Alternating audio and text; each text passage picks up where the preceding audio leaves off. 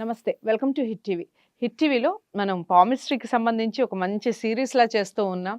ఆహ్, గోపాలకృష్ణ నాయుడు గారు ఎన్నో విషయాలు పామిస్ట్రీకి సంబంధించి మాట్లాడుతూ ఉన్నారు. ఎన్నో తెలియని విషయాలు తెలుసుకుంటూ ఉన్నాం.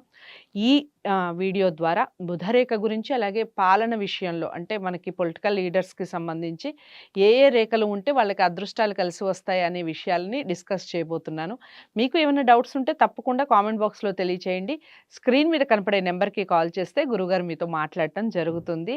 సో, ఇలాంటి విషయాలు ప్రతి ఒక్కరికి చేరవేసే క్రమంలో మీరు తప్పకుండా ఇలాంటి వీడియోస్‌ని లైక్ చేసి షేర్ చేయండి తప్పకుండా.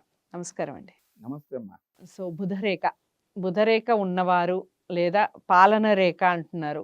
ఏమిటి దానికి దీనికి ఏమన్నా లింకప్ ఉంటుందా? బుధరేఖ అంటే బుధుడు సాధారణంగా వ్యవహార దక్షుడు, వ్యాపార దక్షుడు అని ఇందాక చెప్పాను కదా! బుద్ధి కుశలత. బుద్ధి కుశలతతోటి చేసేటువంటి పనుల్ని వ్యాపారం.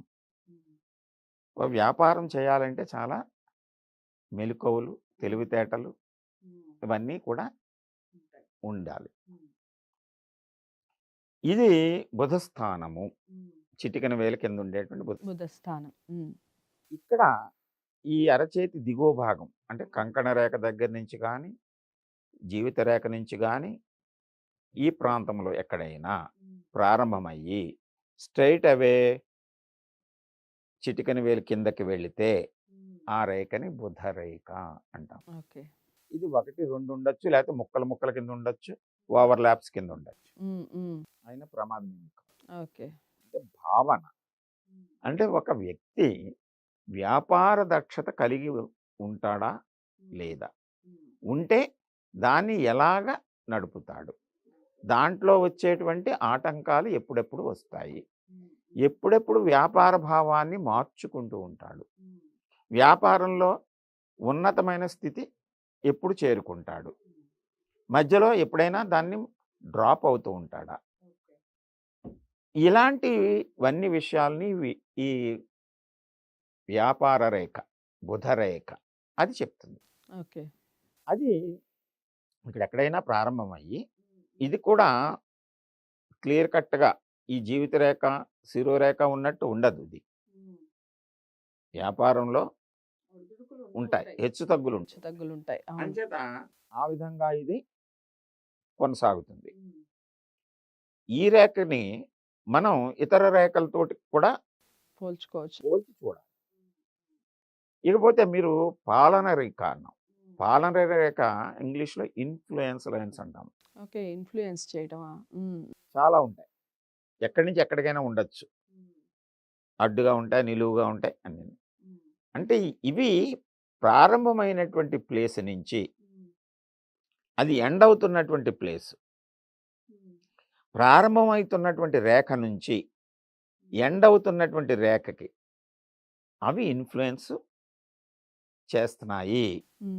అది ఎక్కడ ఎప్పుడు సపోజ్ ఇక్కడ శుక్రస్థానం, ఇది శుక్రస్థానం నుంచి ఒక రేఖ ఇలా వచ్చి జీవిత రేఖ మీద కానీ, అదృష్ట రేఖ మీద కానీ, శిరోరేఖ మీద కానీ వచ్చింది అనుకుందాం. ఓకే. శుక్రుడు అంటే లైఫ్ పార్ట్నర్, లైఫ్ పార్ట్నర్ నుంచి ఈ వ్యక్తికి అతని జీవితం మీద వస్తుందా ఇన్ఫ్లుయెన్స్, లేదా అతని అదృష్టం మీదకి వస్తుందా, అతని ఆలోచన మీదకి వస్తుందా, అతని మనస్సు మీదకి వస్తుందా అనేటువంటిది అంచనా వేయాలి. అలాగే ఇక్కడ ఎక్కడో ప్రారంభమైంది. ఇక్కడ ఇది కుటుంబ స్థానము అంటాము, అంటే కుజస్థానము. శుక్రస్థానానికి మధ్యలో కుజస్థానానికి మధ్యలో ఉండేటువంటిది బంధుస్థానము. ఇక్కడ బయలుదేరినటువంటి రేఖ అది ఎక్కడికైనా రావచ్చు, జీవిత రేఖ దగ్గరికి వచ్చి ఆగిపోవచ్చు, అక్కడి నుంచి కంటిన్యూ అదృష్ట రేఖ మీదకి రావచ్చు, శిరో రేఖ మీదకి రావచ్చు. అంటే ఇన్ఫ్లుయెన్స్, అతనికి ఈ భావనలు జీవితం మీద చూపెడుతున్నాయా, అదృష్టం మీద చూపెడుతున్నాయా, అవి అసెండింగ్ డిసెండింగ్ మళ్ళీని, అంటే ఊర్ధ్వముఖంగా పైకి వెళుతూ ఉంటే అతని డెవలప్మెంట్, కిందకి వెళితే డౌన్ఫాల్. అలాగే జీవిత రేఖలోంచి కిందకు వస్తున్నాయి అనుకోండి, ఆరోగ్య పరిస్థితుల్లో కొన్ని డౌన్ఫాల్. అదృష్ట రేఖ మీద పైకి వెళుతున్నాయి అనుకోండి, అదృష్టం ఇంకా పెరుగుతుంది. తర్వాత అదృష్ట రేఖ నుంచి కిందకు వస్తున్నాయి అనుకోండి, అతన్ని అదృష్టాన్ని వెనక్కి లాగుతూ ఉంటాయి. ఇలాగ ప్రతి రేఖ నుంచి మనం పాలనా రేఖల్ని, భావాల్ని తీసుకోవాలి. ఇది పాలనా రేఖల గురించి. ఇకపోతే మిగిలిన రేఖలు చాలా ఉంటాయి. అంటే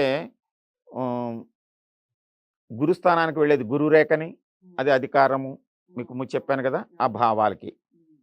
శుక్రవంక అంటే ఈ శని స్థానానికి రవి స్థానానికి మధ్యలో ఇలాగా ఒక ఆర్క్లా వస్తుంది, అది శుక్రవంక.